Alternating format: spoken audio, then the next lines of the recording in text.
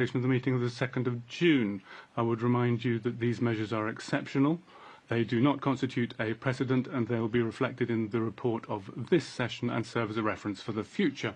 We've also discussed the draft work programme for the 59th session, which is available on the Council website and the extranet. It's an evolving document, and I would encourage everybody to regularly check the website and the SCHED application for the most recent updates.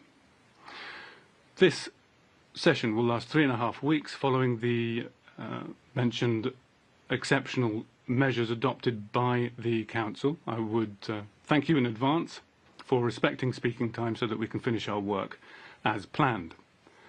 As things stand, we plan to finish the session without having to organise any lunch break meetings.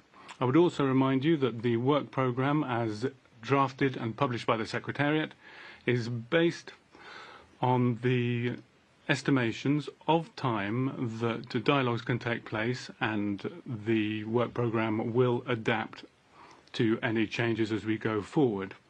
I would therefore suggest that the Council approve the work programme on the understanding that it is an evolving document. Do members of the Council wish to take the floor with any proposals? If there are no objections, then the work programme is adopted. It is so decided. So, distinguished colleagues, the online registration list for speakers, for all speakers, opened on Wednesday the 11th of June and closes 2 hours before the meeting where the dialogue or discussion is taking place. Delegates can still register or deregister after closure of the speakers list by sending an email.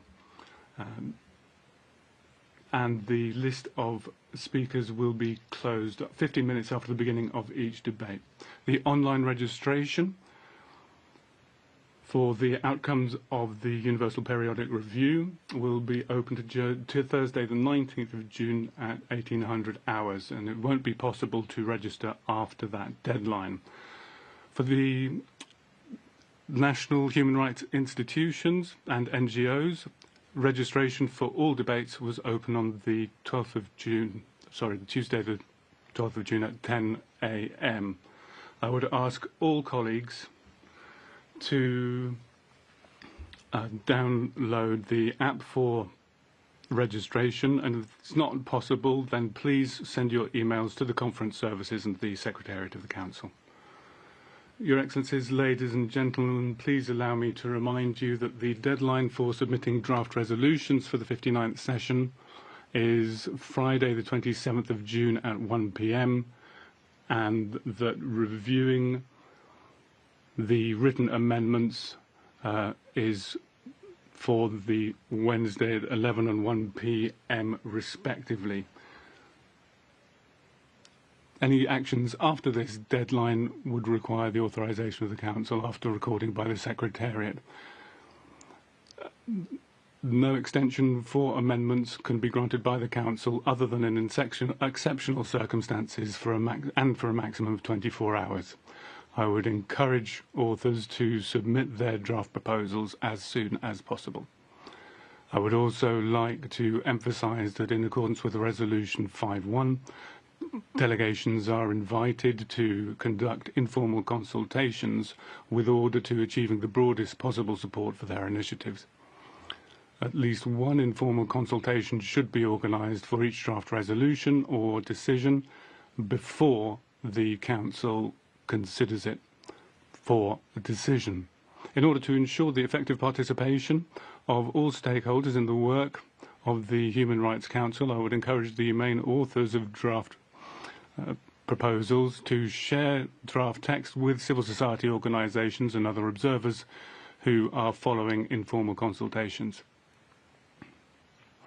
Your Excellencies, ladies and gentlemen, the smooth functioning of this session of the Council depends upon a constructive environment based on respect. Quite often, the mandate holders of the Council are subject to personal attacks, in the carrying out of their function. So I would like to remind you categorically that while it is absolutely legitimate to express positions on the reports presented, nothing justifies disrespectful language or personal attacks or threats against individuals. As President of the Council, I would like to reaffirm my full support to the mandate holders and firmly condemn any inappropriate attack. Furthermore, the active participation of representatives of civil society and national human rights institutions is a key pillar of the workings of the Human Rights Council.